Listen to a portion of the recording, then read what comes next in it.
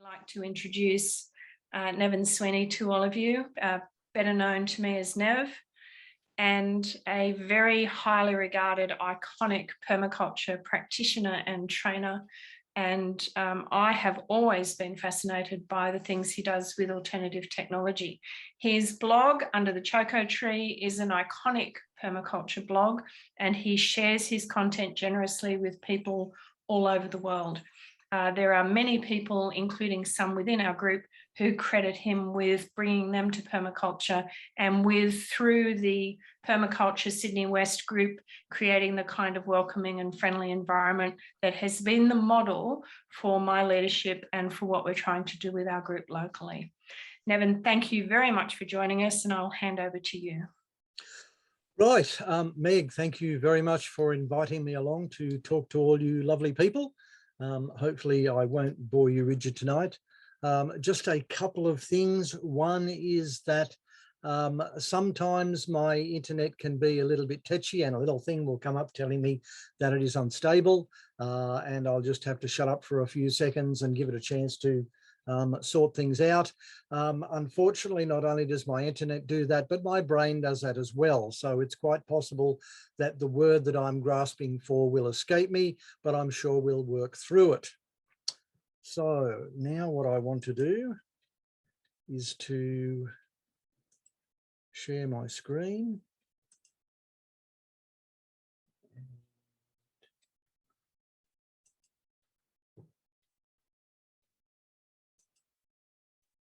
Okay, can everybody see that? Okay, we're on, we're good. Okay, Meg asked me along tonight to talk about alternative technology, which was interesting because I have an interest in that as well as a few other bits and pieces, obviously, and it caused me to think about it and the sorts of things I wanted to talk about, which is always fun. So tonight I'm going to talk, because I find it handy if you define the terms that if you're going to be talking about. So alternative technology, what it is, talk a little bit about appropriate technology. That'll be why I want to talk about that will become obvious a bit later. What we're going to focus on for the night, how we're going to be looking through the lens. And when we're looking through the lens, what does that look like for us? And you're thinking to yourself, what on earth is he on about? It will all become a bit more obvious as we move through. So, as I say, the question can be asked, I know because I've asked it, what is alternative technology? And using the technology of the internet, what I come up with, that it's a term used to refer to technologies that are more environmentally friendly than the functional equivalent technologies dominant in the current practice today.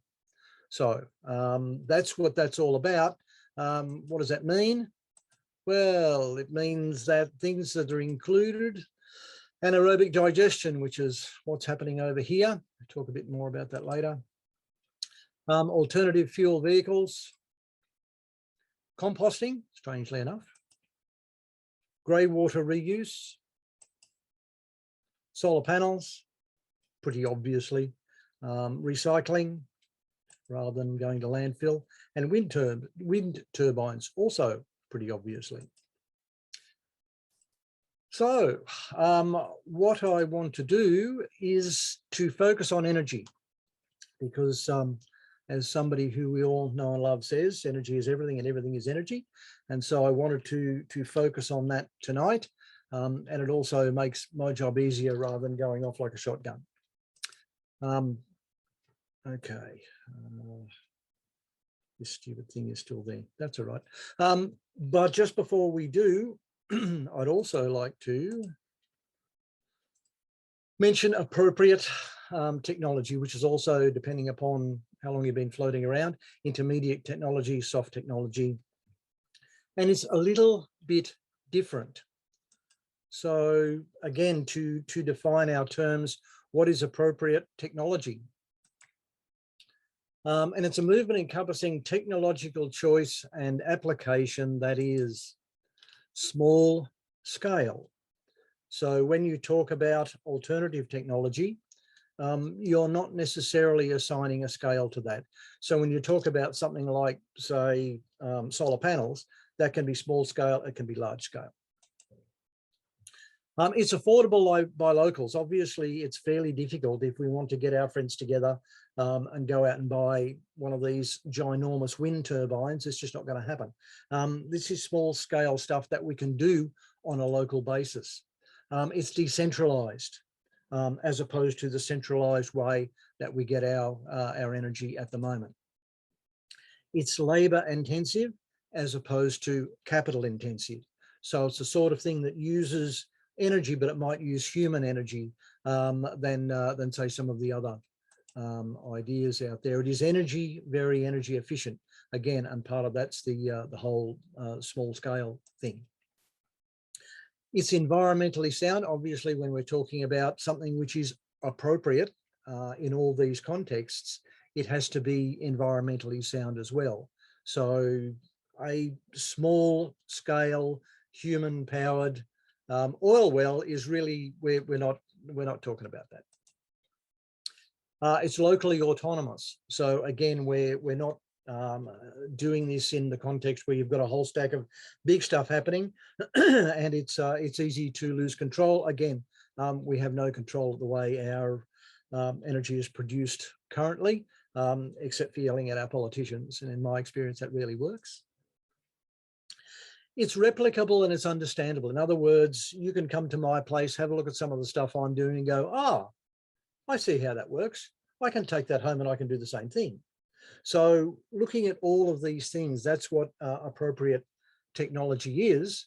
And as we move on, you'll see that there is a considerable difference between that and alternative technology, or there can be. So just as an idea here, both of these guys work on wind power. So it is alternative, yes, but the one that was put together by your next door neighbour, that's appropriate technology, even though they both work on the same basic principles. You can see there's a difference of scale here. So here's where I shall attempt to get myself shot. There are some technologies here that are alternative. Remember, alternative is you've got they're better from an environmental point of view than the dominant technology that's working today. And one of those is nuclear. And I'm just throwing that, we could probably open this up and have a really, really great discussion just on this slide for the next 2 hours, but I ain't got that much time. So I'm just asking you to have a think, because depending upon who you talk to, nuclear can be an improvement over fossil fuel. Personally, I don't believe that, but you know, it's one of those things that's out there. It is certainly alternative to the current dominant system that we have, which is fossil fuels. Likewise, waste to power, which I've had a little bit of direct work with some time ago when they wanted to put one here in Western Sydney. And again, it's alternative. It takes the stuff that we would put to landfill, it burns it and uses the energy produced to produce electricity. It has some fairly significant problems as well. One of them being that the stuff that you get at the end, the ash, is incredibly toxic, and you've still got to do something with that. Another thing, of course, is these things are, as you can see here, they're huge, and they take a lot of waste to power them. So this thing's got to run 24 hours a day to make money. And let's face it, that's what it's all about. And so a lot of waste that might be diverted to recycling actually will go through the burner. The other thing, of course, is once you burn something, you lose all of the embodied energy. That's it, forget it. So like I say, it is an alternative, perhaps not the best. Wave power, from what I can see, wave power probably has one of the least nasty things attached to it. It's alternative.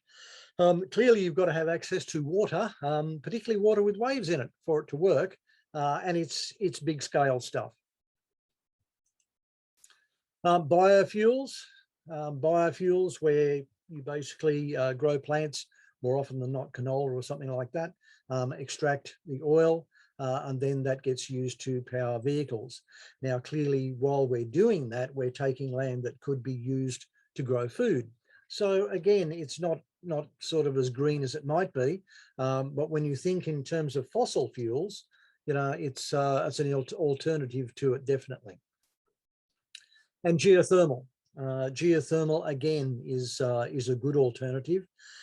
We don't have huge opportunity for it in Australia. If you're in NZ or Iceland or something like that, yes, indeedy. I believe there are some areas of outback South Australia that would work very well for geothermal. Of course, the downside of that is you have to get that energy to the major cities and to the major population areas. And so it's got to be transported over a long distance. But it's something to think about. So looking through the lens of permaculture here, this is another thing that I could spend quite a bit of time going through and looking at each one. I'm not going to do that because each of them have their own goods and bad points. But the thing that I want to bring up to you at appropriate versus alternative is appropriate is the small and slow solutions to our issues. So it's the sort of the backyard stuff rather than going out there full scale, big stuff. And I found this quote on the net, and I thought it was just wonderful. Instead of relying on major power generators to feed power to us, in the same way we've abdicated our food supply to industrial agriculture, we could harvest and use our own locally.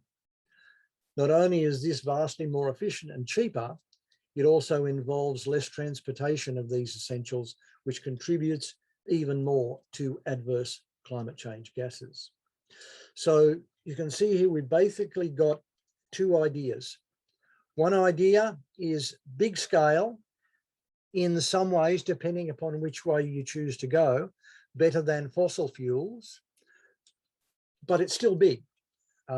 We take what they give us, we do what they tell us to do, and your options aren't all that much.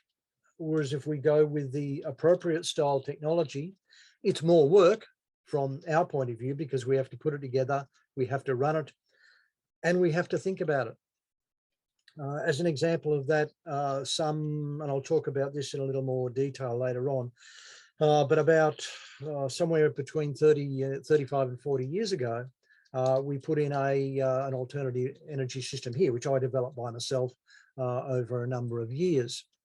Now, what that did for me, among other things, it made me focus on what was happening when I switched on a light or switched on a power socket.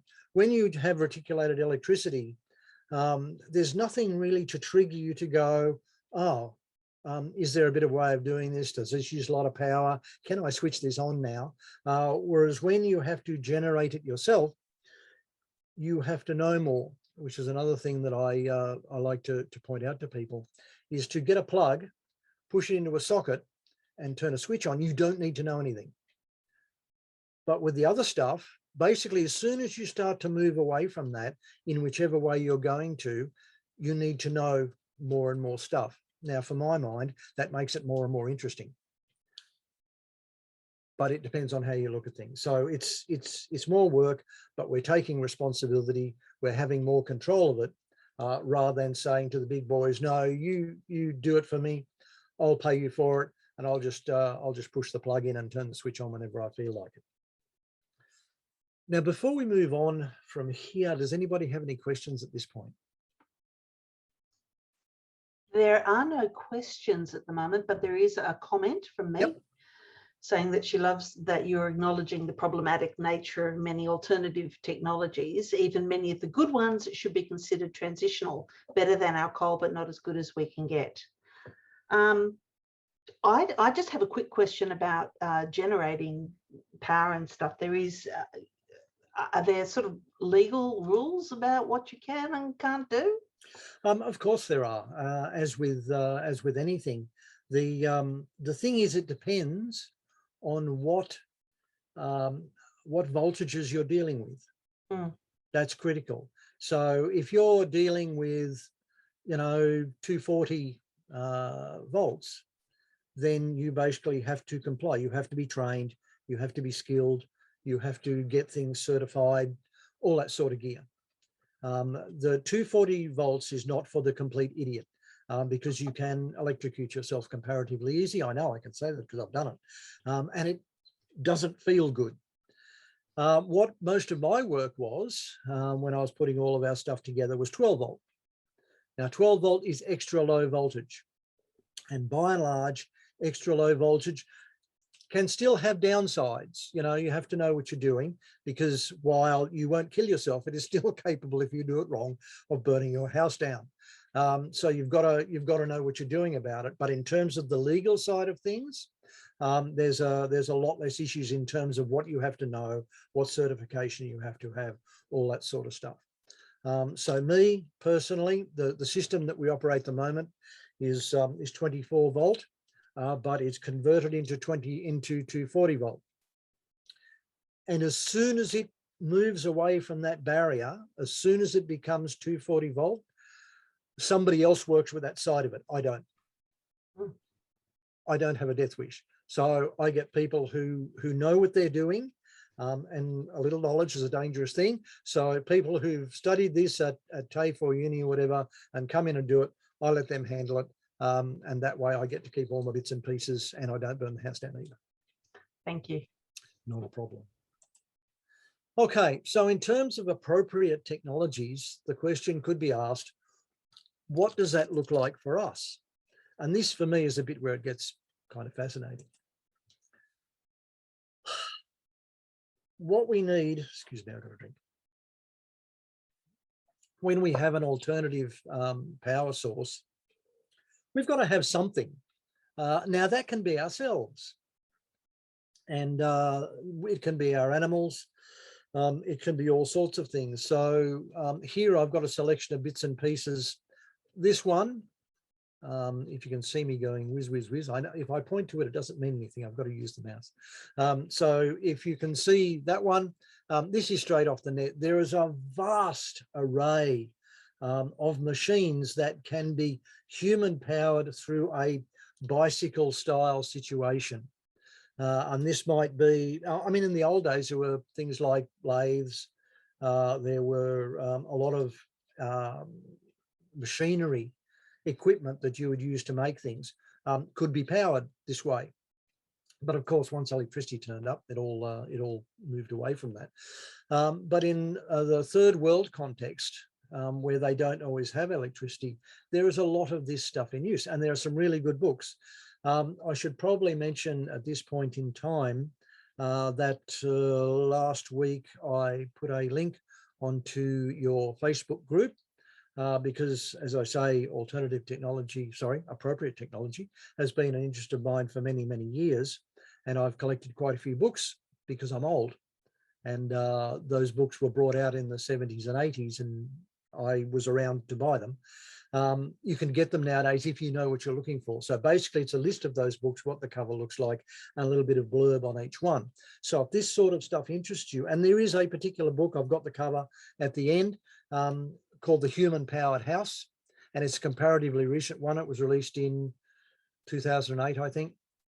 So it should still be out there, and it has a lot of this sort of stuff. So this guy is a grain grinder, and it's a pedal powered grain grinder. I've seen several different types of pedal powered grain grinders, and they seem to work very, very well. This is a cargo bike, which is owned by a friend of mine. And basically that's what he travels around on. He can put all of his gear in the back. He's not a family man, he lives by himself, but he has all sorts of bits and pieces he likes to take with him. And what this bike does is enable him to take all of his gear without having to worry about a car. So it's basically replacing his car. I don't know how many of you are familiar with chook tractors. This is a chook tractor. When I first learned about chook tractors about 15 years ago, maybe a bit more, I thought to myself, this sort of technology is for me because it makes my life so much easier. I went for double digging in my veggie patch to using this guy. And what that does is it sits over the top of your veggie patch and it confines chooks. And chooks can be remarkably destructive beings if they are allowed to be. If that destruction is contained and channeled, they can be remarkably useful. And so what this does is it confines them. So where you've got leftover veg, you might have some pests to deal with. What happens is the chooks go in, they eat the leftover veg and they dig the top of the soil over. The other thing they do, of course, is they manure it. So after a couple of weeks in a specific area, they've done all that, they move on, they're hanging at the edge of it going, are you going to move us yet? Because they want to move to a new area. And like I say, we've been operating this system as our main method of cultivation and fertilization for the last 15 years. And it works remarkably well. And we get eggs. You know, what's not to like? This is the fourth iteration. I started out with a wholly wooden one, roughly the same size, but made out of secondhand bits and pieces that I found, which was quite heavy timber. Unfortunately, then my son-in-law and my daughter moved out, so my slave was no longer there. So it was up to Linda and myself when we went to move it, and it had to be something lighter, and so it's got progressively lighter over the time. The whole story of this is on my website if you're interested in it. It's there to be looked at. So as far as an appropriate technology goes, for something that reduces the amount of work that I have to do, this is top of the tree. I love it. This is a tricycle that I made myself out of bike parts. I must say at this point that bit on the front is part of a shopping cart, which I obtained legally. I can actually show you the receipt. I bought it from a mob who recycled them. I did not go down to our local Woolies looking behind me and drag it back to my place and cut it up. So I'll just say that straight out. Right, it's legal. And so what it does is it means that you can carry a whole stack of stuff again, instead of in the back of the bike like here, it's in the front. I found it to work quite well, unless you weren't looking at what you were doing. It had a little bit of a nasty habit of jackknifing easily. So you didn't want to sort of pull into too great a turn too quickly, or it could get unpleasant. But apart from that, it worked pretty well. I also have a masochistic streak. This is the only photo I have because I did it, must be 25 years ago. This is an exercise bike. And so what I did was I fitted to the exercise bike this little bike generator, or actually, to be more precise, it's a bike alternator. So what it does is generates AC, not DC. So to get on the technical side, what that means is you can't plug it into a battery directly. You have to run it through a rectifier, which then you can. So I bought a tiny little rectifier, I soldered it in, and basically came very close to killing myself trying to generate power. I'm not saying it's the most efficient way of doing it. There are better, I don't have a picture of it, but there's one on the net where a guy sort of sitting down and pedaling away, and the logo says, "This will power your house." No, it won't. The maximum that a human can produce is something like 150 watts. Unless you really don't want to run much, it sounds good, but you've got to have other things as well. But this is part of it. And I know people who have bikes. Was a gentleman called Peter Pedals who basically rode around, and he had a computer and all sorts of stuff which you would power with his bike. This guy here, again, we're talking mass transport here. It's a Malawi hand cart, and I made it from scratch, based around the requirements for a bike. I know it looks like it's been made out of a pallet, but it's not. It's actually fabricated from scratch. The idea being that you put your bits and pieces in here, you push, and away you go. And again, it was a fun thing to do. In the end, I found that I really just wasn't using it. I gave it to a friend of mine, He donated it to a scout group, and I believe it's getting the use that it deserves now. So that's some of the stuff you can do with human or animal power, but there are other things as well. This technology here, I don't know if you've ever seen it before. It's called a Dolly. Let me just. And what it's for is washing clothes. So basically, in the old days, what you would do is you'd get a bucket that looks something like this with the ridges around the outside, but I think most things would work. You would put some water, put some detergent, put your clothes in there, put that in, and then move it back and forth. So it's about as primal as you'll get. It's an awful lot easier than being beside a stream and banging stuff on a rock. So, you know, we move along. It still is, I haven't made one of these. I took this photo. It was in an antique shop, and I have full intentions of making one of these, like I said, masochistic streak. And I want to put it together and give it a go because it's something that's an idea. Also something I've been, and I'll talk a bit about it later, I've been reading a book recently, which I've got, called, for those who can see it, Loved Clothes Last. And it's got me turned on to some of the environmental issues of our clothes that while I was aware of it, this has put it all together for me. And so it's made making something like this a bit more important to me. Likewise, there's a whole stack of stuff out there that works on a treadle principle, and one of those obviously is the treadle sewing machine. We actually have a treadle sewing machine. That's not it because I couldn't get in to take a photo, but it's was owned by my wife's mother, and she passed it down to us. And then once we finished, my elder daughter is a sewer, so we'll pass that down to her. It'll go down through the family. But again, you see these in the third world, and they are just so important to the locals because it's a source of income.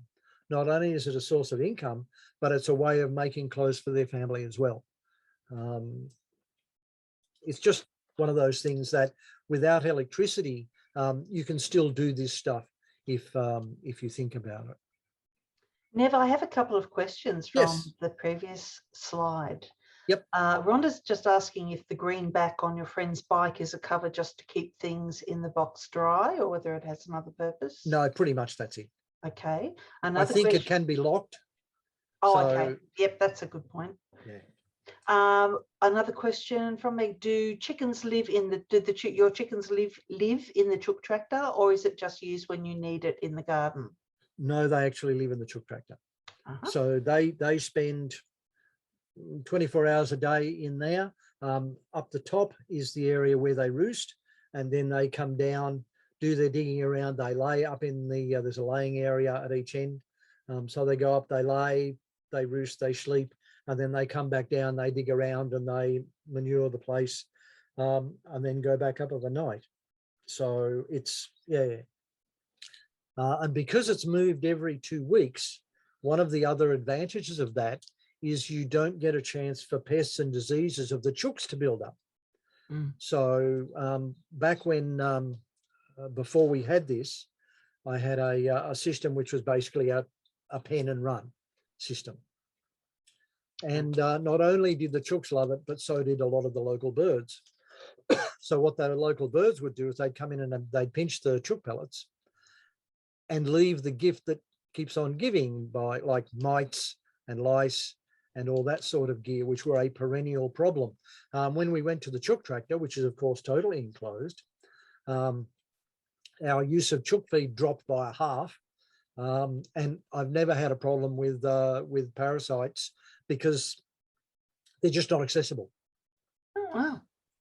So, like I say, I can't speak too highly of chook tractors. I think they're wonderful. And one more lovely comment from Barbara. She says, the Dolly is like the hand washers in a tub, or having a plastic drum in the back of a four-wheel drive with clothes, water and soap as you drive on rough tracks. Yes, that's very true. I mean, let's face it, the whole thing to do is you've got your water, you've got your detergent, you've got your clothes. What you want is agitation. And there are lots of ways of getting that as well. I've seen bike-powered ones. ones that go round and round and ones that go back and forth. The Dolly is sort of one step removed from that, so it's a bit more effort, and but simpler to construct. No other questions? No, that was it. Thank you. Excellent. We shall move on. Okay, now, obviously, in general terms, a lot of the power that we have comes from the sun. We have options to use the sun directly or indirectly. So we can have a great stack of solar panels, charging a battery system through an inverter into the house, and it runs my coffee maker, which I don't have, but if I had a coffee maker, that's how it would run. Or we can actually use the heat coming from the sun to do what we want to do. So what I've got here are basically, out of the 6 things here, 4 of them are solar cookers. So this particular one here was the original solar cooker that I built because I was interested. I must have built it 20 odd years ago. It's looking a bit sad these days, unfortunately, because it's only cardboard. It cost me nothing to put together. And you can't really see it, but basically what it is 2 cardboard boxes, one inside the other. And then there's a cardboard lid. There is a clear plastic, in this case, it's an oven bag over the top to let the sun in, and then the sun reflects off here. Now, what I did is I thought to myself, okay, let's do this. I got myself a container. I put some spuds in it. I sat it in the sun. I moved it around. And after about 4 hours in the sun, the spuds were barely warm. And I thought to myself, oh, this is crap. Put it to one side. And then I happened to be tooling around on the net, as one does, late one Friday night. And this wasn't out loud. It was a tiny little sub-note on the solar website I was looking at. And it said, no, that's not the way the solar cookers work. What you need is you need black steel in there, which absorbs the heat. You need a thin wall cooking container, and the heat gets conducted in, not reflected in. And I went, oh, okay, let's try it. So I got some black steel. I put it in the bottom. I painted it black with basically engine enamel, so matte black engine enamel. And I got myself a little billy, which I also sprayed matte black, and I filled it full of spuds. I stuck it in there, and 2 hours later, the spuds were cooked, like perfectly. And at that point, I thought, okay, this works. How can I do more of this? So what moved from there is this guy. So this basically is a wooden box, insulation, matte black steel, and then a glass cover over the top. And you put stuff in there, you make some reflectors. The reflecting material, there are a number of different types. I originally used aluminium foil, and it oxidized after a while. And so I've tried a few. The best, if you can afford it and can work with it, is obviously glass mirrors. They have their downside. They're expensive, they're heavy, they're fragile.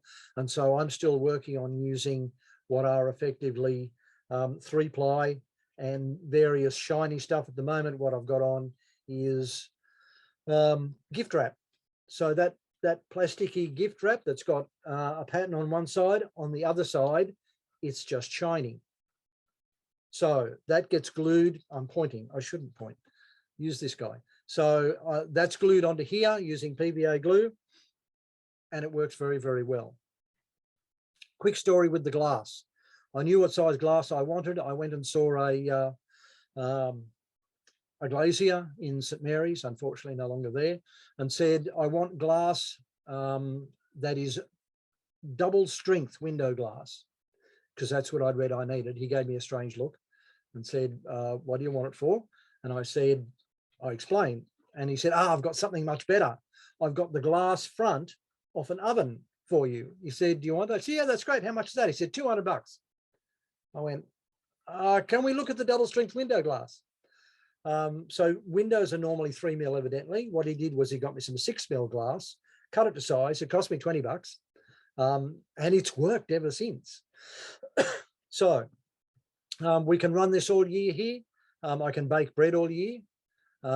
It's just, again, some of the experiments I do and the bits and pieces, you get to the end and you go, well, that was okay.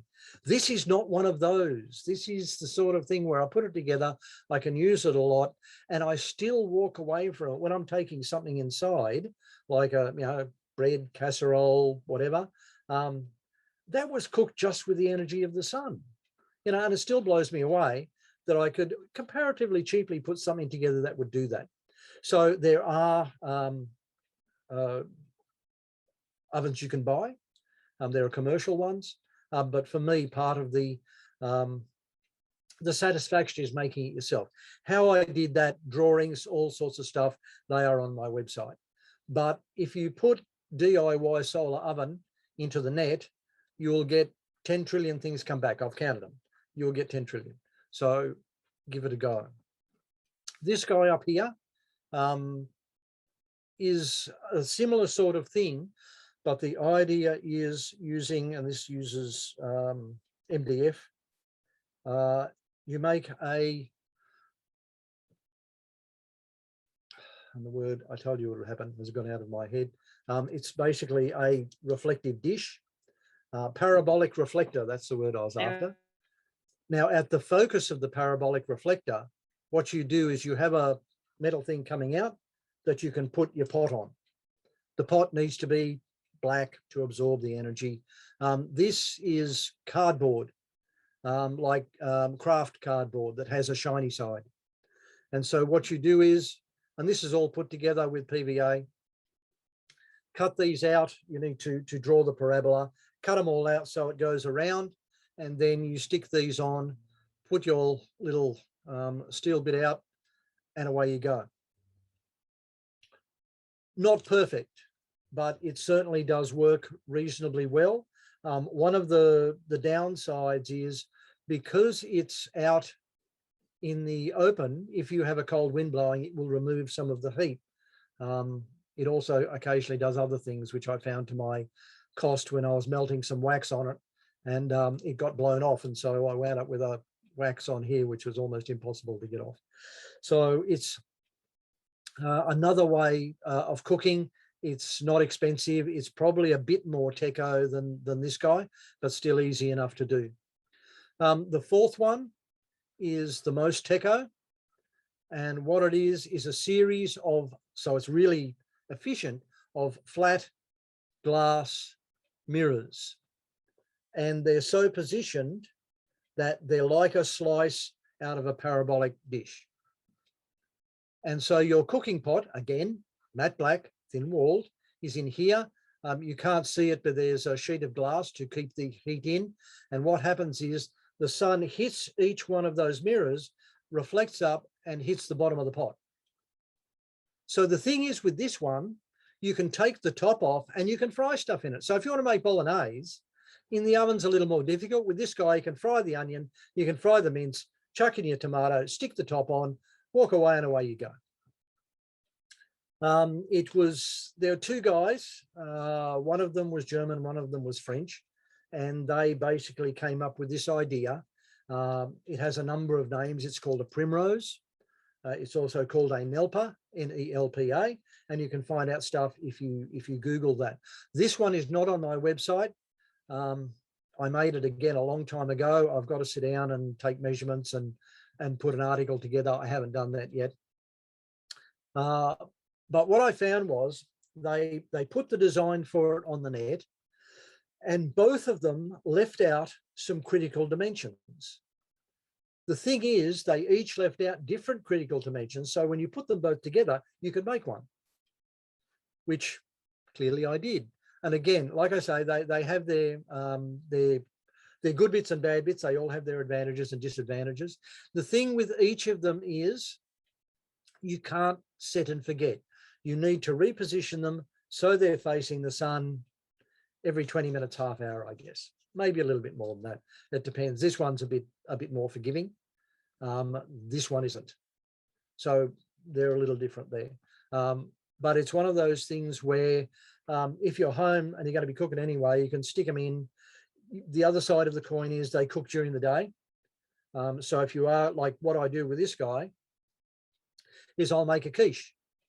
And I'll cook the quiche during the day, and then we either have it cold or I'll stick it in the microwave and reheat it when it's time for tea. But it works.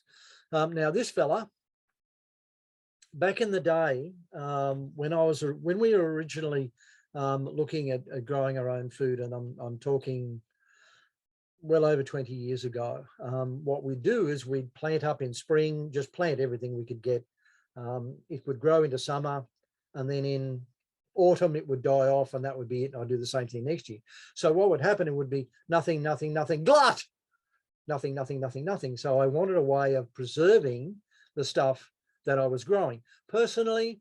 And I know that I'm a heathen, but I don't like fermented stuff. It just doesn't do it for me. So I came to the conclusion that probably one of the better ways, bottling is we do that as well, was to dry. And so I did a lot of experiments. I noticed a design on the net. It was originally, I think, from Mother Earth News in the US. And I looked at it and I thought, yeah, that's great, but it won't work for me. I've got nowhere to store it. So what I did was I took the idea and built this so that the area here, which is where the food goes in, comes apart.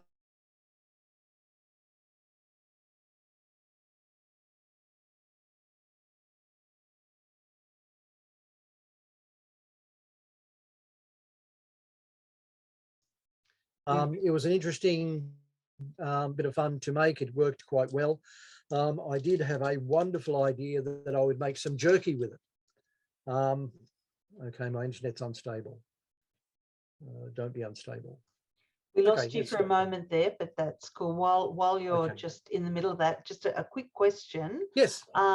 Is there like an optimum weather temperature that is best for those solar ovens to work at, or is there like a minimum that you would use? So long as you've got sun. Doesn't matter. And you can get, like, you know, if you've got bushfire smoke, it cuts it down a bit. Even a small amount of cloud will cause problems. But if you've got sun, it'll work. Doesn't matter what time of year. Cool. Okay, I'll let you get on with the dehydrator. Yeah, so the idea is this heats up air, the air comes up, takes it out. I thought to myself, great idea, let's make some jerky. When you enclose and you start to dry something like meat, that's when you learn whether what you've got is fly-proof or not. And I'm afraid that I had not made this fly-proof. So that in itself taught me quite a bit. Also put me off jerky like you wouldn't believe. Vegetables, it works really, really well. Again, on the website, detail.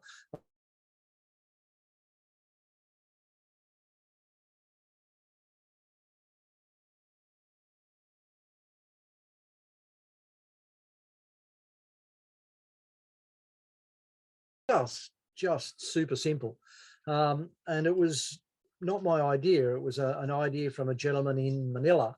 And the thing was that they have these slums which have corrugated iron roofs, but because they're all so close together, the sun can't get in.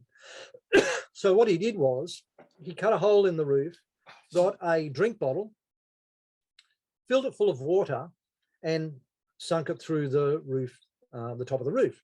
So what happens is the sun is focused from that and out. Now I have one of these in my garage. I put it in, and for years we'd be going out somewhere and I'd stick my head in the door, getting ready to close the thing. Oh, I've left the light on. And I hadn't. This is during the day because it was the dark end. These obviously only work when the sun's out. It's been in the roof somewhere between 5 and 10 years. Still works remarkably well. It was very, very cheap and easy. You put a little bit of bug killer bleach in the water to keep it clear, but it works very, very well. And one of the things it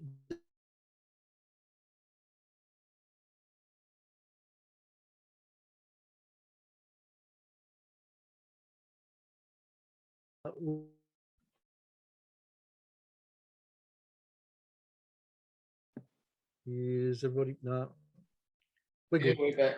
You're back. You're back, Nev. It's Meg. I'm back. you're back, darling, but we missed what from one of the things. So we heard all about the roof light and how great it is. Yep. And I've commented to people that these are brilliant in backyard sheds. But we didn't get much after that. Okay. So the thing with it is it gives you light without heat.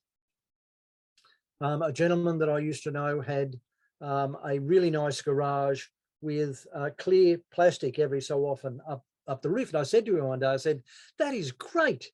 You know, my garage is so dark. And he said, no, it's not great. In summer, I can't get in there. So it was one of those things where with these, you get the light without the heat.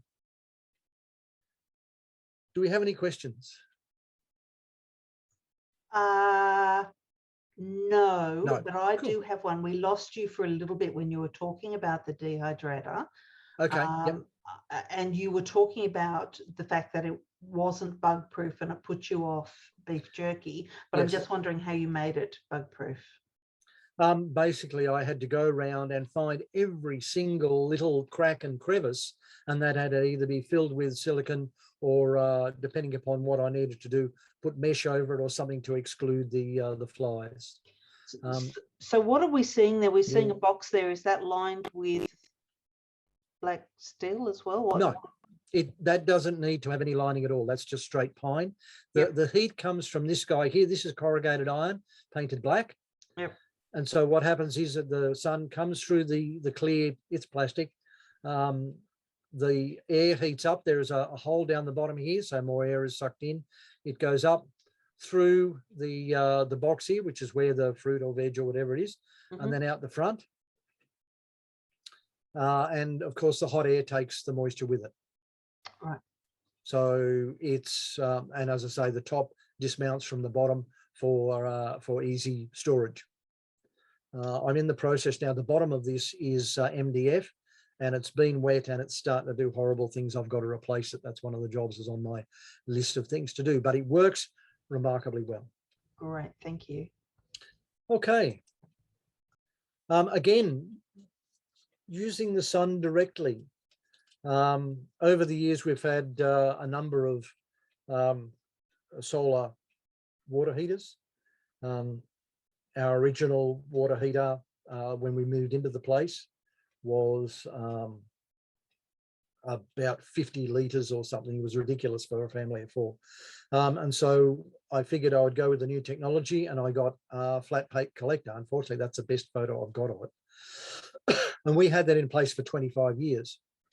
There was the 300 litre tank was in the roof, and it was basically, it used thermosiphon. So there was no pump, and just the warm, as the water warmed up, it moved into the tank and the cold water, and it circulated until it got as hot as you want with electric boost. I was retrenched from work consider about 15 years ago, and this was at the point where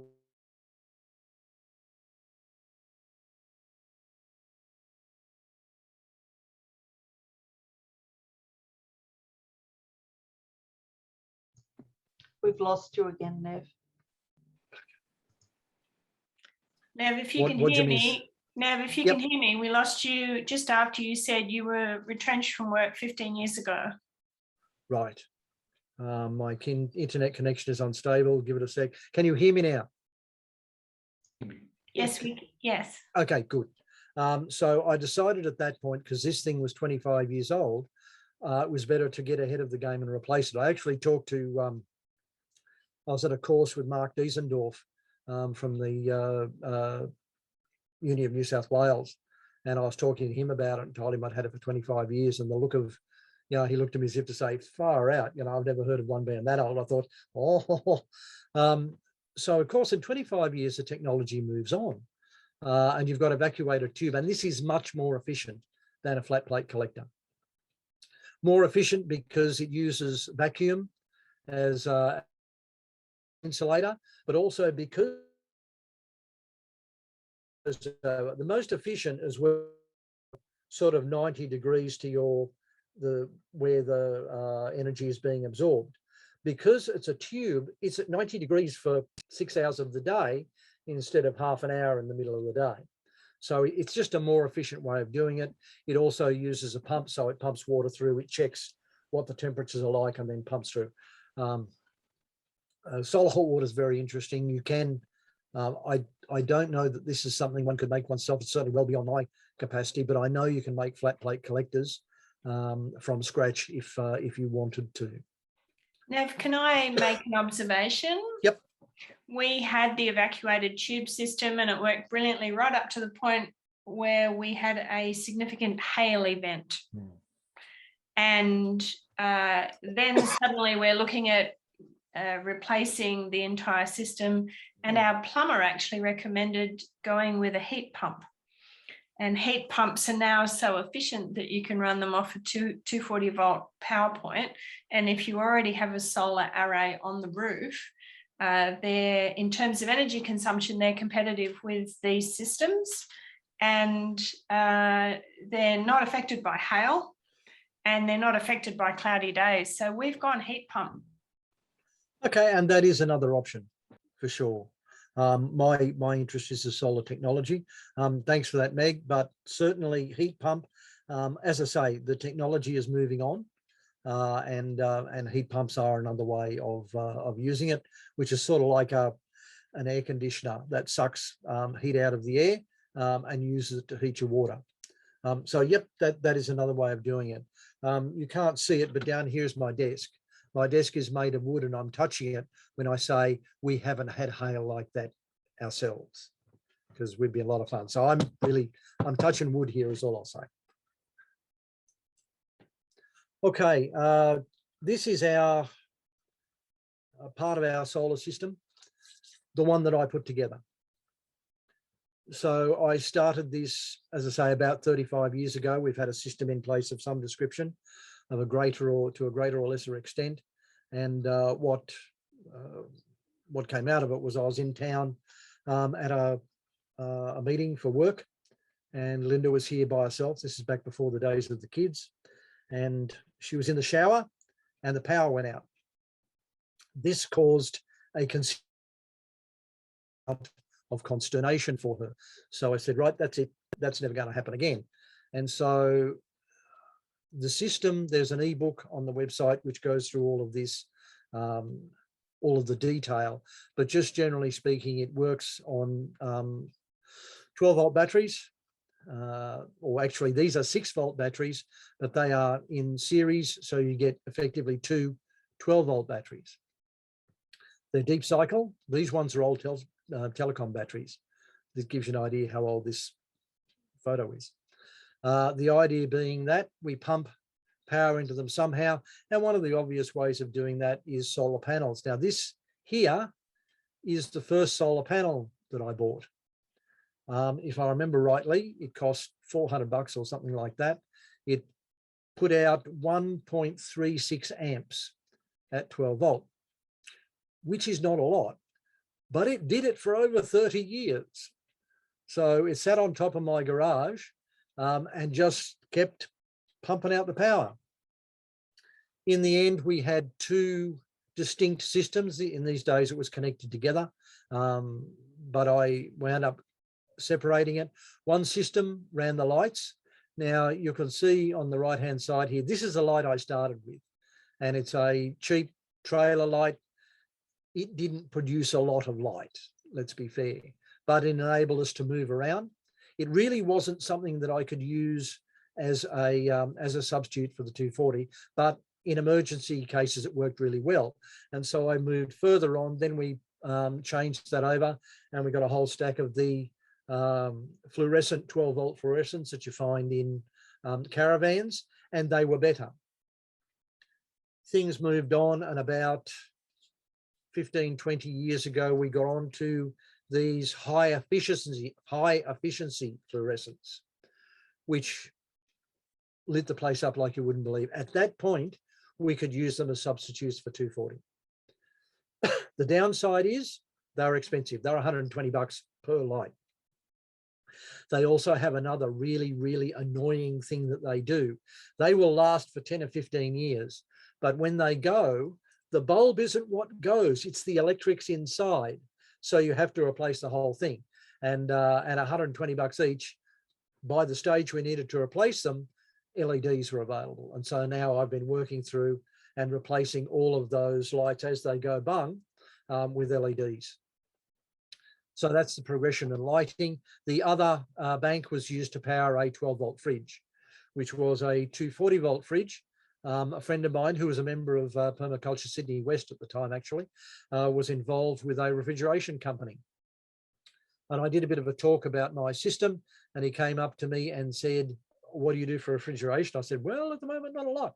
And so what he said was, if you buy a fridge and a Danfoss 12-volt compressor, we'll put it in for you for nothing, which they did. And that fridge ran for 10 or 15 years. It's now, because of the new system we had, I didn't need it. It got a bit over complex to keep running it. So I gave it to a friend of mine who has a property down in Cootamundra. And we have a 240-volt, which runs on the system because it runs through an inverter. One of the other things that I put together was this. Again, this is an innovation of a gentleman by the name of Peter Pedals, and it's a wind generator. And it sat over my house for many, many years. I'm sure it was regarded as a local, very ugly landmark. And every time the wind blew, this would spin, and it would put a small amount of power into the batteries. Generally speaking, wind generators in suburbia don't work unless there's a new type come out that I'm not aware of. I find that certainly vertical shaft, horizontal shaft don't work because they get turned around so much. Because I've had proper commercial ones. I don't have it anymore because it was 12-volt, 24-volt system, couldn't use it, didn't want it, haven't replaced it. So wind in suburbia, up the Central Coast, if you're close to the ocean, who knows, it might. In Western Sydney, in St Clair, it doesn't. This here is just a little picture of microgrids. Again, very much an appropriate technology where neighbours get together and share their solar panels and they share the power. And there are pieces of machinery that do this. I don't know if you've ever seen the film 2040. He goes into this in a bit of detail and shows how it's working overseas. And I find the concept to be fascinating. I think the chance of me getting my neighbours interested is pretty damn slim. Because like I say, we're the weirdos down the end of the street and they're quite happy to have us there. But I'm not interested in what you're doing. One of the reasons we started things like the doing the website opening for Permaculture Day and Sustainable House Day is because the amount of impact we were having on our neighbours was zero. And I wanted to sort of let people know about what we're doing and maybe hope that people would look at that and go, I can do that. Because all of the stuff that I've done, I believe that anybody could do that. It doesn't require any special skill. What I do for a job doesn't involve these. So it's not something where, I'm not a tradie or a whatever. That's not the way I work. This is all amateur stuff. So believe me, I'm sure that if I can do it, all of you guys can as well. Biomass, which is basically burning stuff. If you haven't come across the idea of a rocket stove, you need one of these in your life. Believe me. I've made a couple over the years. This one was made by my son-in-law.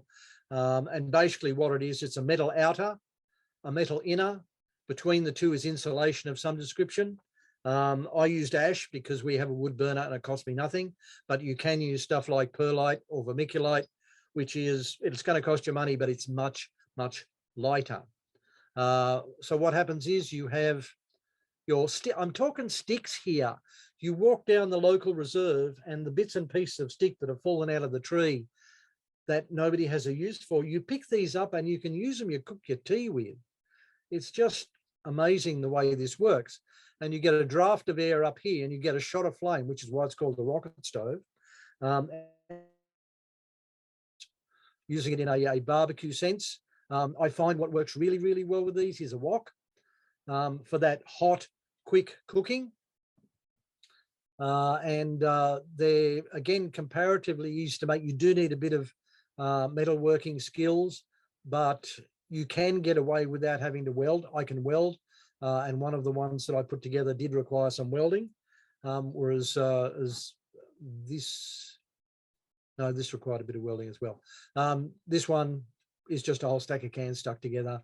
It's insulated with perlite. It doesn't need any welding. But if you've got a bit relative who can weld, that's always good. But yeah, like I say, if you put one of these together, they're for use outside, not inside, obviously. But I tell you what, they are just so efficient that on a handful of sticks picked up down the, maybe in your own yard, if you've got big trees, you can cook your tea with it. Again, it's one of those technologies that is just so mind-bogglingly good in the way it works.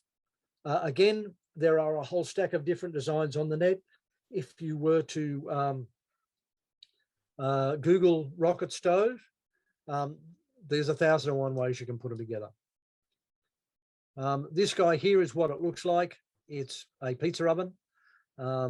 I put one in my backyard, and I was approached by Mamre Farm. I used to know the guy who was running it at that stage, and he said, can you do a workshop for us in putting one together?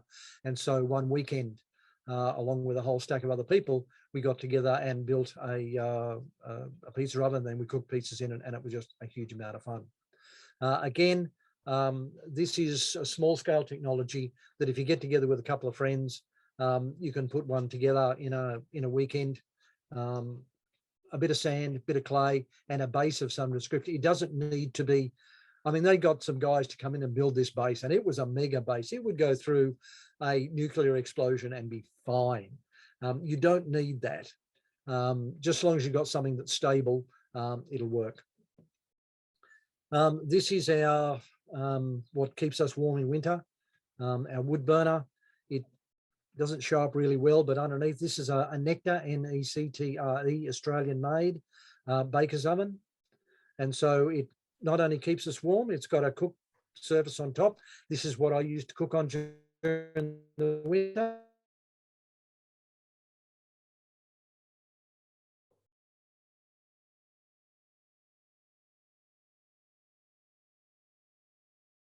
It's giving us warmth, but it's also allowing us to cook. So we're getting two things out of it.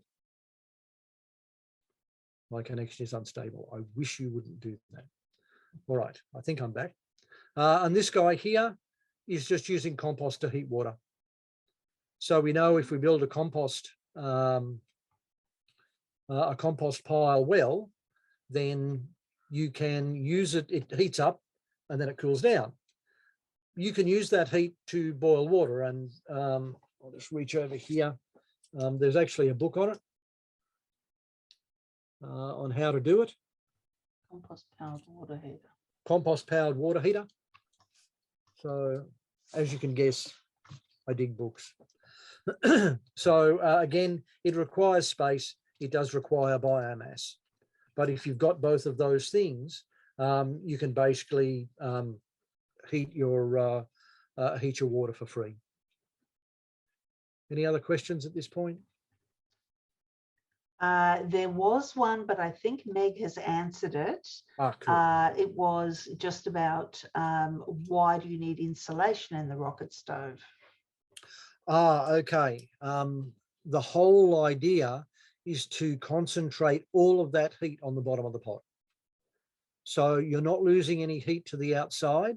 It gets really hot in there, and all of those hot gases and fire are coming straight up. So it's all about concentrating the heat from the burning of these little twigs. So you're not wasting any of it. It's all getting shot into the bottom of your pot to make it warm. Hopefully that answers the question. Yep. Thank you. Cool. Okay, now as well as biomass, there is biogas. And that's something that I've become interested in recently. And basically it uses a whole stack of stuff. It starts off with animal manure, and once you've got it moving, you can then use it for human waste, if you like, or food waste. I've got to find out whether garden waste, how well that goes. But anyway, that goes into here. It digests anaerobically. That is to say, it breaks down in an environment where there is no oxygen. And what that means is methane is created. Now, methane is a gas that burns. So what happens is the methane gets chugged out here under pressure, and you have to have some way of confining that. And there's a number of ways. This is a small scale system. You can see it's using the inner tube. That's where the gas goes. And then what you do, that goes in under pressure. Then you do need a special type of cooker that has a particular type of jets, but it will work with the gas cooker. And what happens is the methane comes out, you burn it and you cook your tea on it, or you heat your water or whatever you want. So again, it's basically free energy. But apart from that, what also comes out of it is really, really high grade compost. It's really, really fertile, full of all sorts of good bugs, and goes into your over your veggies or fruit trees or whatever. So you get fertilizer, and apart from that, you also get methane to burn. One of the points worth making is that methane as a gas is lighter than air. When you're dealing with LPG, it's heavier than air. It can sink to the ground, build up in hollows, you get a spark, and you've got an explosion. Methane doesn't do that. What it does is it diffuses through the air. So it's a much safer gas to work with. But again, it's low technology. You can buy digesters. There are digesters out there out of the US. There's a couple of different brands. A friend of mine who lives in towards town around Homebush there, she has one in her backyard, and I did some fooling around with that for her. She was having some issues, it wasn't working, so we're able to work out why. And she uses that. She's an Indian lady, and she uses that to cook her tea. And if I had a chance, I'd go back in there, because we're locked down, I can't, and have another look at it. But it's just recently I've started to get interested in thinking maybe we should have something like that here. The commercial ones, you look at it about $1,000, maybe two, depending on how big you want it. Whereas you can put one of these things together for probably less than 100. So yeah, we're still doing strange stuff. We're still the weirdos down the end of the street. Nev, I have a question before Yes. you move on. Yep. Rhonda is asking, are you really happy with the nectar? She's been looking at that and an Essie, and she would really love your opinion, please. Mind-bogglingly happy. It is just a wonderful piece of kit, with one caveat. Something that we learned ourselves, they don't tell you, is that on the inside, while the burning is going on, you get an accumulation of soot. Now, what you can do is you push a button, and the air, when you're starting it, the effluent goes straight up the pipe, or when you close it, it goes around and heats the oven. Now, while it's doing that, you do get some accumulation on the inside, which you can't see. And we went for a couple of years, and what we found was all of a sudden it wasn't working as well. We got some people in to clean it, and there's a black steel bottom in the oven. You lift that up and you get access to the inside of the air chamber, and there's a whole stack of soot in there, which we didn't know about. And so we scraped all that out. We reached up underneath and got the stuff on the walls, and it worked like gangbusters. So you need to do that probably once a year. But apart from that, we have found it works just so well. We love it. This would be our, fifth, sixth year. We've always had a wood burner, but it used to be a burning log open fireplace, which looks really, really nice, but is not efficient at all, and is quite difficult, not impossible. We did manage it, but it's difficult to cook on. That's a really good answer. Do you have a water jacket on your? No. Our system is not set up for it, really, the hot water. I would have liked a water jacket, but it didn't fit what we were doing at the time. If things were different, maybe it would, but I was after something, again, years ago when we had the flat plate collector and we had a water tank in the roof. I had put into it two holes that were filled in.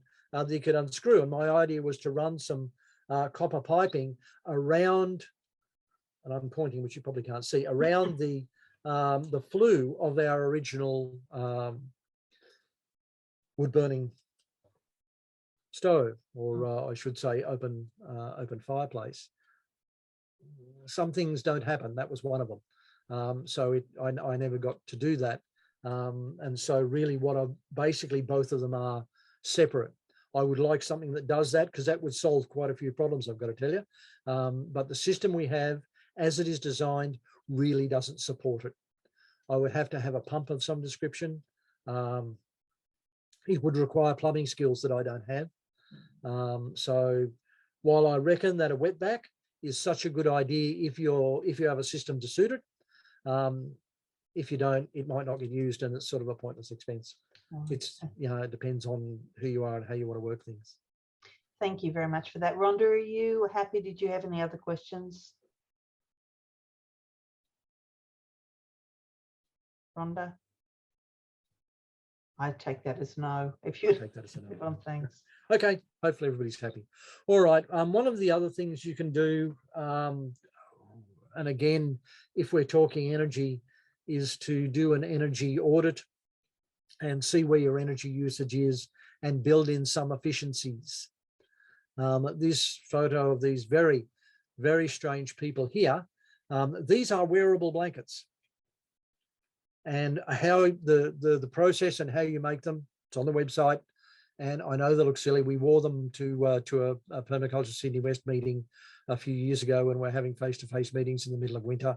And one of the ladies persisted in calling us Mr. and Mrs. Blanket.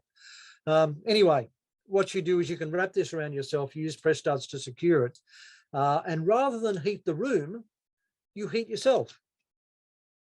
So it's an efficiency thing. Likewise, over here, if you get yourself a headlight, and this headlight is a rechargeable one. You don't want one with batteries, huge amount of waste. This is rechargeable. But if you get yourself a small solar charger for a phone, they connect together.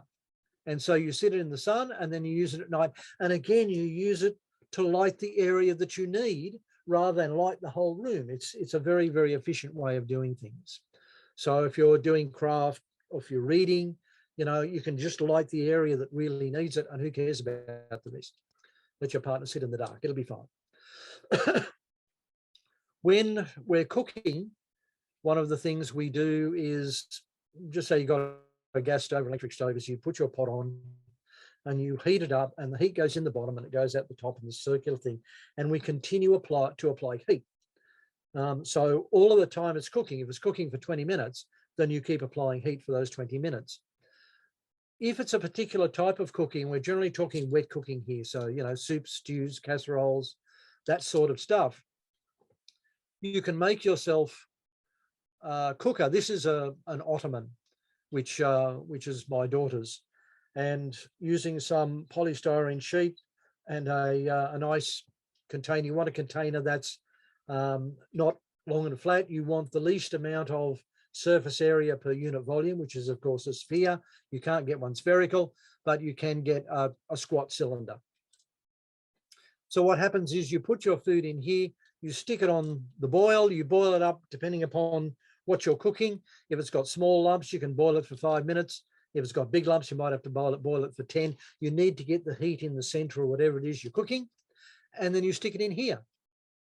And basically what it does is, instead of continuing to put the heat in, it retains the heat.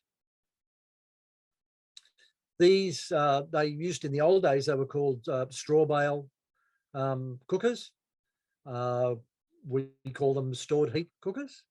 And again, a fascination for me. You'll find about, I don't know, half a dozen or more articles on our website of various ones I've made, how to use them, comparison of the efficiencies, all that sort of stuff, because the idea just fascinates me so much, because it reduces the amount of energy that you need, reduces it by a whole stack if you're doing that sort of cooking. So when you take in a lot of the things we're talking about, the rocket stove and and this and all sorts of bits and pieces, you can reduce the amount of energy that you're putting in to cook your food. My daughter at one stage would fill this up, heat it up before she went to work, stick it in here. She made what you call a Ottoman soup. And she'd leave that in when she came back from work. It'd need a bit of a tickle up, but it was fully cooked, and away you go. So an amazing, sort of like a slow cooker, but without the risk of burning your house down. Because slow cookers still require a certain amount of electricity. These don't. So easy to make. There's a whole stack of different ways. I won't bore you with all of them, but they are just a fascinating bit of kit. Over the top of this goes a bit of pillowcase filled with the little polystyrene beanbag beans, and that acts as the insulator on the top. And this fits quite snugly. But there's a lot of talk, there's a lot of photos of this sort of stuff on the website, so feel free to go and have a look at that. And this here is the company I was working for years ago. Got in big sheets of polystyrene, and on the sort of the edges to protect them were thin sheets. They would throw those in the bin. So I said, over here, we cut them to the size of our windows and slot them in. And this is the back part of our house, faces due west. I didn't realize when we bought the house, we bought our own solar cooker because it used to cook us. Now we've got a lot of things in place to ameliorate that. But before, when we didn't, these just make a really big difference. You can't see through them. I understand that's something that's not necessarily good, but it really, really, really keeps the heat out very, very well. Nev, it's Meg. I just want to flag the fact that we're now at 8:20. Yep, I'm almost finished.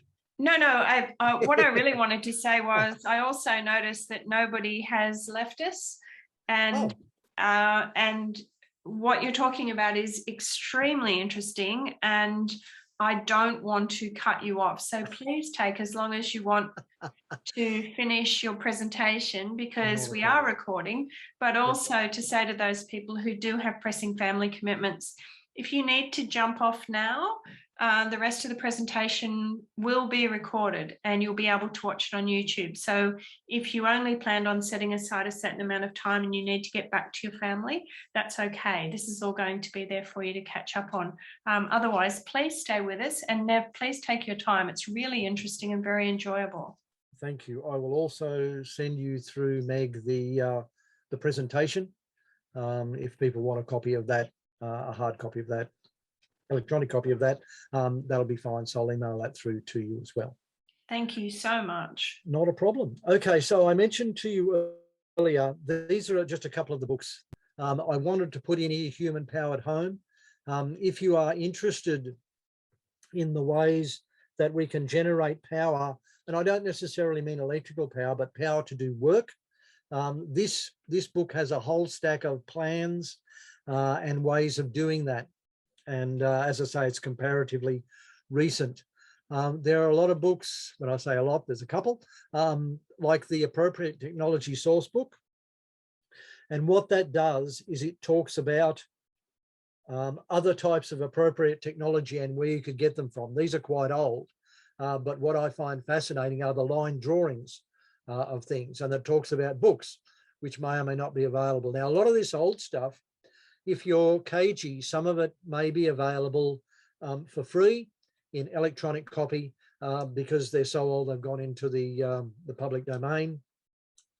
So keep an eye out for that. And if you look through this, here's the link, which probably won't help you much, but that's the link to the one on the website, or go to the Permaculture Central Coast YouTube.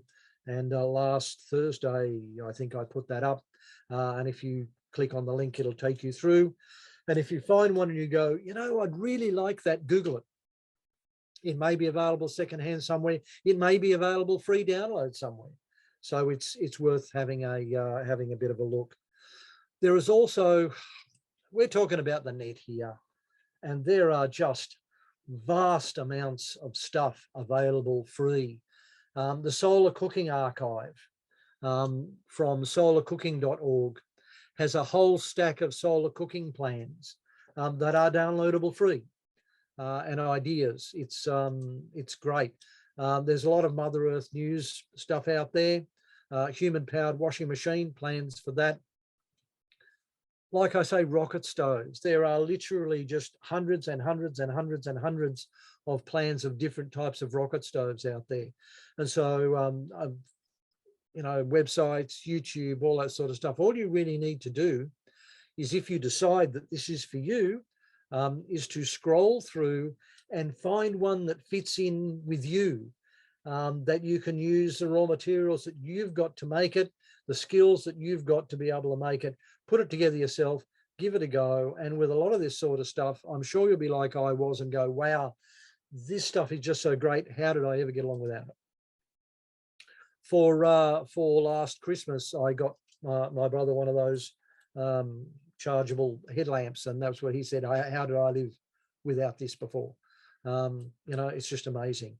I shall also, of course, plug myself under the Choco Tree for those of you who are not aware of it.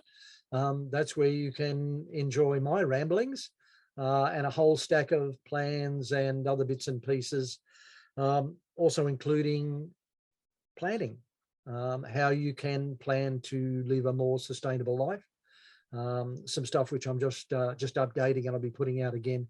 There will be some stuff on the Permaculture Central Coast website again over the next couple of weeks, because a lot of this work, when I originally did it, it didn't include clothing, and there was a lot of stuff that I didn't understand. But as I say, having read through this book, I've almost finished it.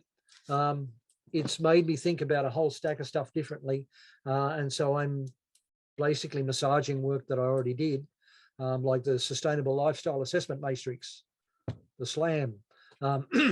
That's been in existence for about 20 years and hasn't really changed that much. But now I've found that there's something finally that I need to add to it.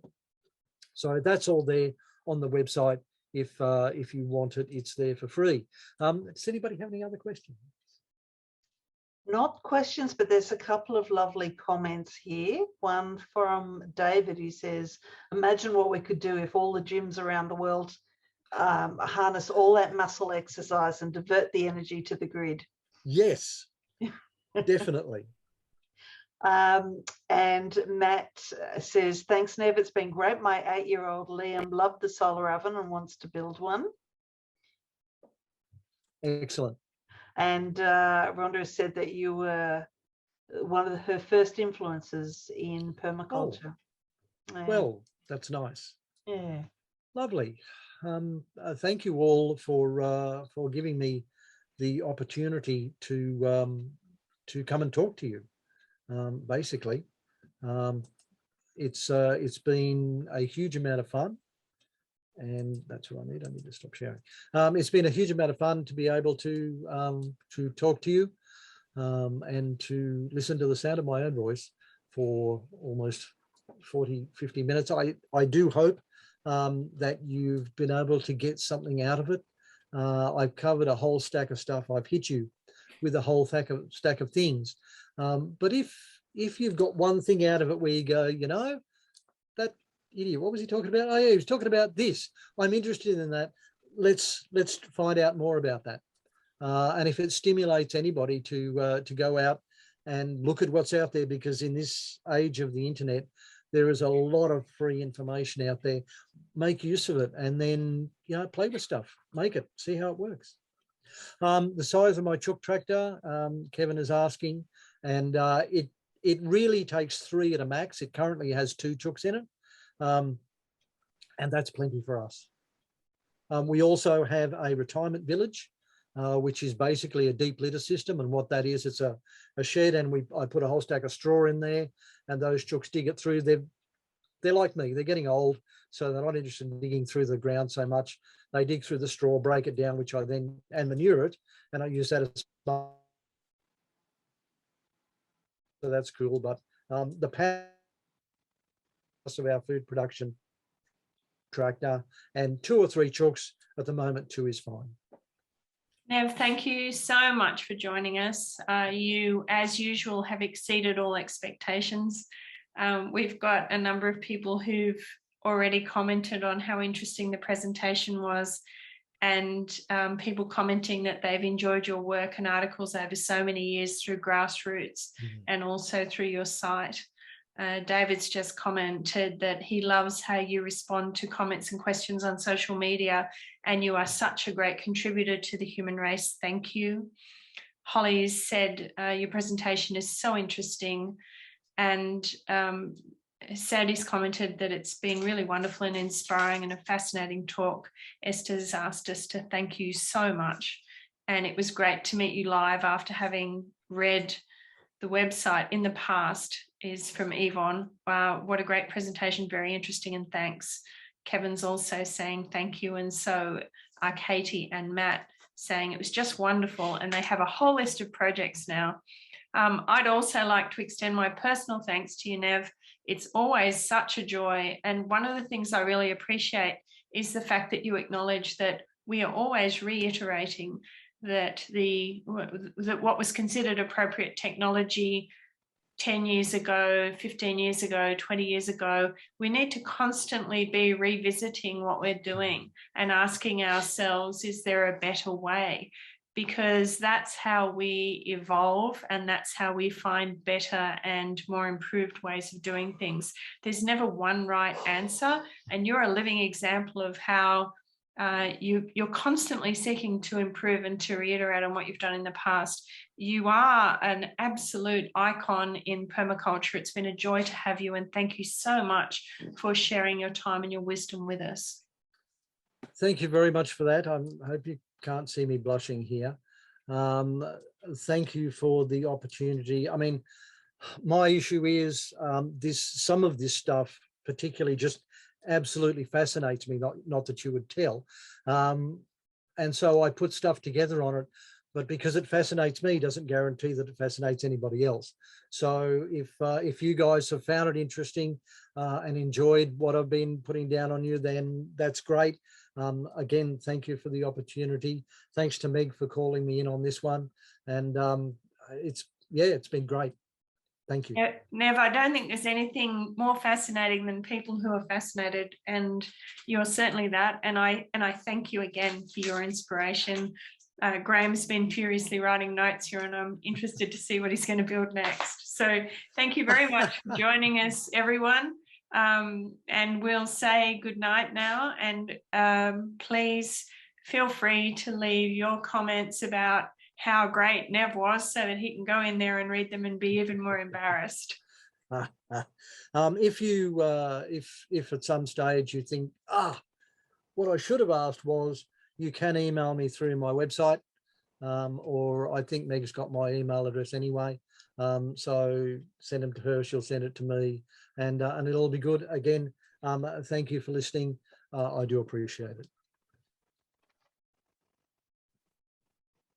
Can I ask a selfish question? Indeed, please do. So I was the one that was asking about your stove. Yep. Can you cook on the whole top of the nectar? Yes. Yeah, and it cooks well. Yes, there are two hot plates. discs. They're not hot plates as such. What they are discs that are cutouts, and you can remove those and put a pot over the top of them, and it means the heat gets through a bit more quickly. But practically, most of the time, I don't bother. I just put, depending upon where it is on the stove, some bits are hotter, some bits are cooler. So once you get used to it, you can, if you want something to simmer, you sort of put it more to the back. If you're frying, you put it more to the front, and you might take the one of the discs out. Like I say, we love ours. With the Essie, you can actually barbecue in them. Can you do that with the nectar? So you can actually, you can put a little grill in there, and on the flame you can barbecue in there. I would have to go no. At least when we bought ours, like I say, ours is five years ago. Then that wasn't an option. Not that we would have taken it, because we don't do a lot of that. The question I would ask, I'm not sure where Essie is made. It's made in England. Okay. See, the thing is that the nectar is Australian made in South Oz, and I much prefer to buy Australian made stuff. I mean, there are also some cheaper Chinese rip-offs in Bunnings have them, which I wouldn't touch with a barge pole. Yeah, like I say, it does everything we ask of it. And I suppose if I wanted to barbecue with that cast iron square thing, I could stick that on top and I could do a bit of stuff in that if I wanted to. But it's not a big thing for us. And the oven's a good size? The oven's a good size? Yes, it is. It's for, I think ours, there are two. Ours is the smaller. I mean, it's just Linda and I, so we're not feeding a family. But it works fine for us. But there is a larger one that, I mean, the oven will fit a decent sized chook. Would it fit a turkey? You know, if you have a thing about turkeys. But you could do a loaf of bread. Yeah, easily. Rhonda, can I just add a comment, because you know I have a wood burner and I have coveted the wood burning ovens for some time, and the research I've been doing lately has given me pause for thought, because the current research into the emissions from these is not very happy news. If it's a case of wood burner versus coal, then you'd have to say, well, coal still has emissions and wood burner is probably preferable. But exactly what Nev's talking about how as we get more information and we update our knowledge, we have to update our choices. I'm now thinking I'm possibly better off moving away from wood burning and going with solar, for the simple reason that the emissions from anything that burns wood remain highly problematic in terms of damage to human health. I just read the section in Retro Suburbia on wood burners, and he's said the opposite. I know. I'll put the links up on the Permaculture Central Coast page so that people can do their own research and make their own decisions. But there's actually now a group called Doctors Against Wood Burners. Okay.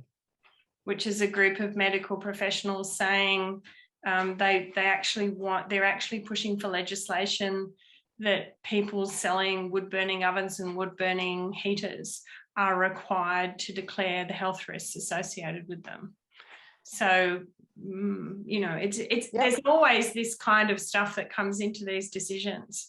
Absolutely. And, I thought part of it though was the efficiency as well. If you're getting complete burning.